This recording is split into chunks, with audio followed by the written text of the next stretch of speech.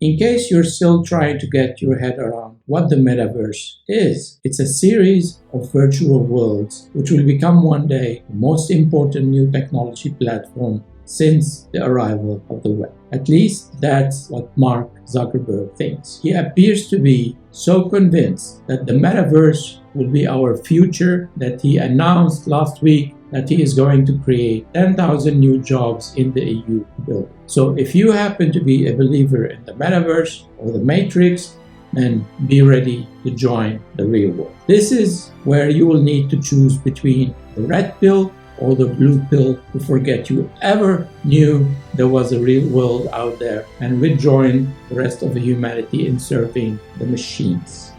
Going by the movie, will you be willing take the red pill, stay in Wonderland, and let Mark Zuckerberg show you how deep the rabbit hole goes? Or will you take the blue pill where the story ends and you wake up in your bed believing whatever it is you want to believe? So if you want to be part of the resistance like Neo in the Matrix, then go ahead and join Mark Zuckerberg and make the world a much more digital place than it already is. And if you happen to believe someone who allegedly stole the idea of Connect You in 2004 to create Facebook, then the metaverse is definitely going to be the next big thing for you.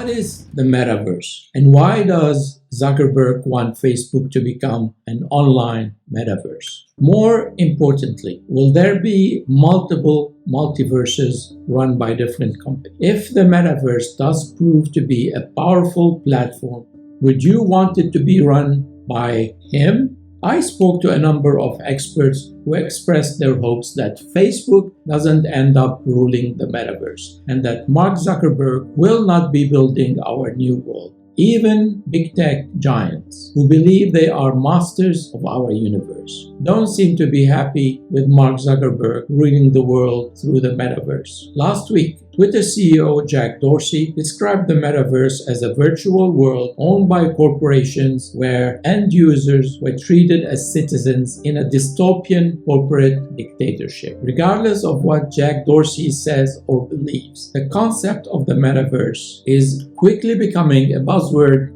in the world of technology and business. Some think it's bad, others believes it's nothing but a fantasy of power, while the dreamers among us would like to believe that it is based on the premise of the Matrix, where the mysteries of the world unveil and their darkest secrets revealed.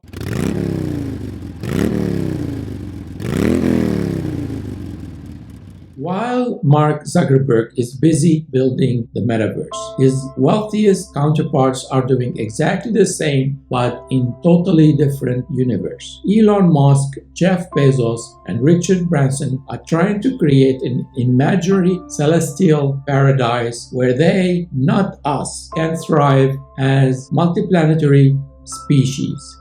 Ever since The Matrix, the movie, came out in 1999, exactly 22 years ago, with its events happening in the year 2199 or 178 years from now, I've been fixated around the idea that everything around me is only computer stimulated that has been created to enslave the human race. Now comes Mark Zuckerberg with the premise of The Matrix, that we can plug ourselves into a big computer and persist as flesh pods while reality decays around. According to a report last week from The Verge, the Facebook chief may soon rebrand his Facebook to the Metaverse. Since it's been announced, many viewed it as yet another one of Mark's fantasies of power, domination, and control. But the metaverse will mean nothing far beyond science fiction. Even within sci-fi, it doesn't mean that much more than the alternate reality dream world it portrays. A virtual or a parallel reality with goggles or brain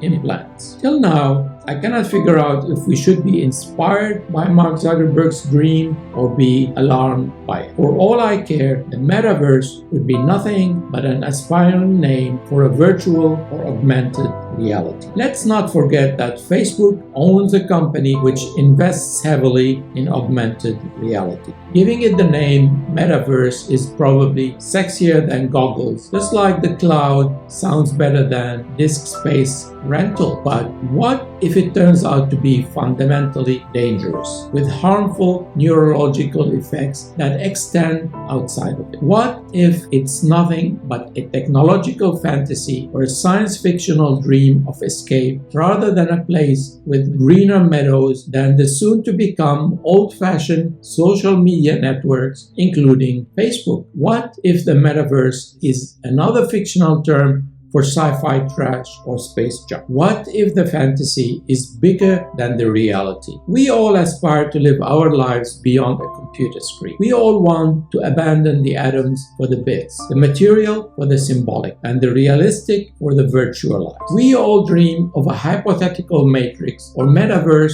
that would solve all our problems, from climate change to political corruption and business monopoly. We're all looking for a mega-scale Amazon type of metaverse that would be the black hole of consumption. As I'm creating this video, a rumor about Facebook's metaversal rebranding is widely circulated. Bloomberg reported that the company already owns Meta.com, Meta.org, and perhaps dozens of other meta names. There have been also other reports that Zuckerberg may be distancing himself from Meta as the name, since it refers to transcendence, something above and beyond everything else, something that hints at superiority, power, and conquest. Why am I not surprised, given Mark Zuckerberg's obsession with Augustus Caesar, Julius Caesar's great-nephew and adopted son? He even has a similar haircut. Look at the resemblance. Can you see it? Can you see it? Can you see it?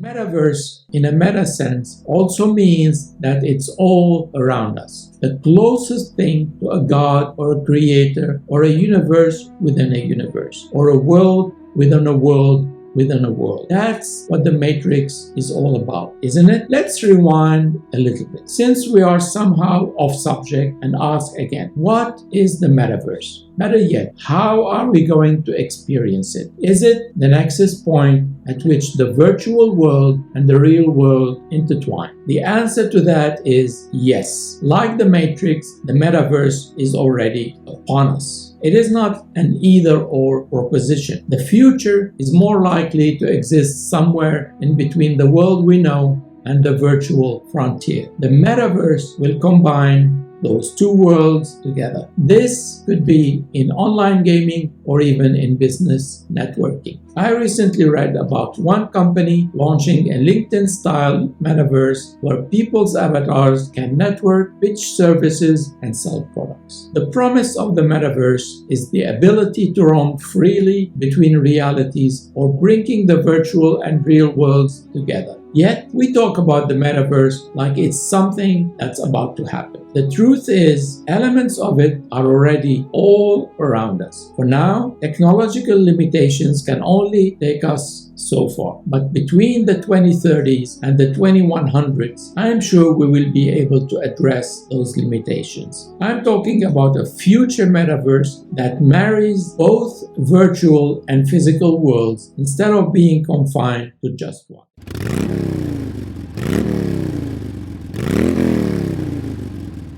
Technology is moving fast, too fast, but so are we.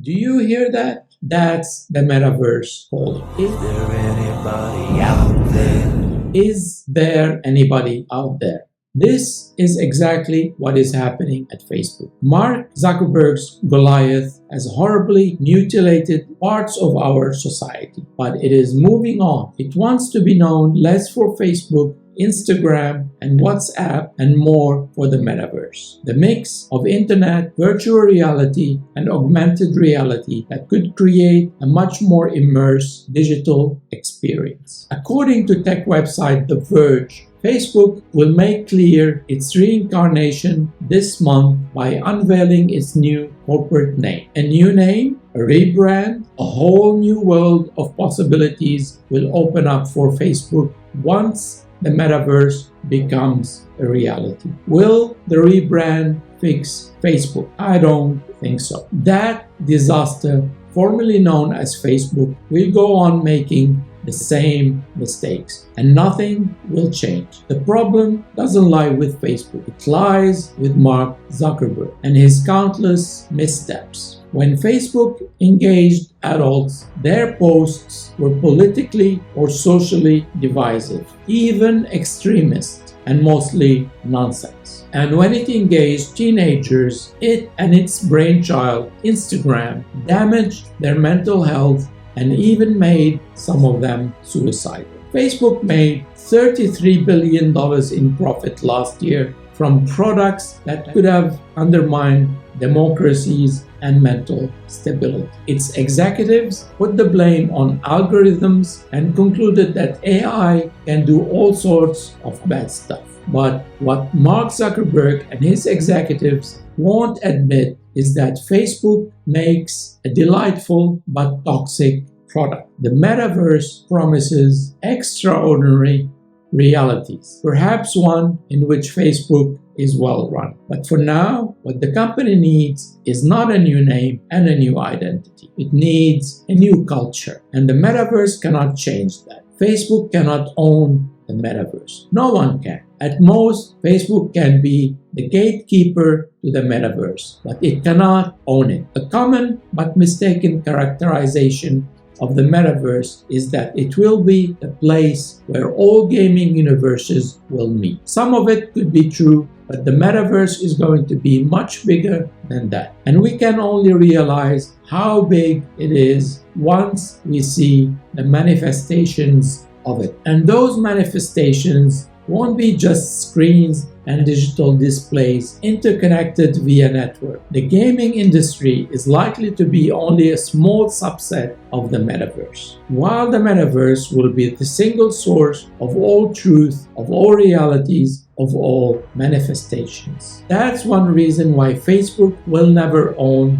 the metaverse. There can be only one metaverse and not several metaverses. Otherwise, by definition, it won't be a metaverse. And although Facebook is big, the metaverse will be bigger. Too big for one single entity to control it. The metaverse is going to be for everyone. It is the next stage in the development of the internet.